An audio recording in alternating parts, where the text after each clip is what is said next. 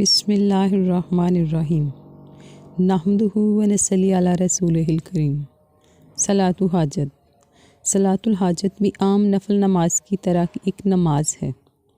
جو اس نیت سے پڑھی جاتی ہے کہ اپنے کسی غرض کے لیے اللہ تعالیٰ کے حضور یہ نماز پڑھ کر اس کے بعد دعا کی جائے۔ صلاۃ الحاجت کو خلوص دل سے اور پورا یقین رکھ کے پڑھنا چاہیے۔ صلاۃ الحاجت کے لیے وقت، صلاۃ الحاجت کے لیے شرعاً کوئی وقت مقرر نہیں ہے، بس نفل نماز کے لیے جو اوقات مکروہ ہیں ان اوقات میں صلاۃ الحاجت پڑھنا بھی ممنوع ہے۔ ان اوقات کے علاوہ کسی بھی وقت ادا کی جا سکتی ہے، البتہ رات کے آخری پہر زیادہ امید ہوتی ہے کہ دعا مقبول ہو جائے گی۔ حدیث میں ہے کہ جس شخص کو اللہ تعالیٰ سے کوئی خاص حاجت یا اس کے کسی بندے سے کوئی خاص کام پیش آ جائے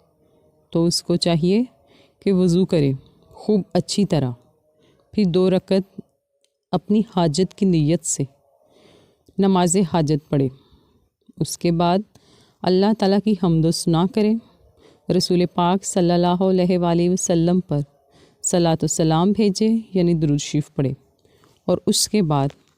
یہ دعا کرے: لا الہ الا اللہ الحلیم الکریم سبحان اللہ رب العرش العظیم الحمد للہ رب العالمین اسألک موجبات رحمتک و عزائم مغفراتک والغنیمات من کل بر والسلامات من کل اسم لتد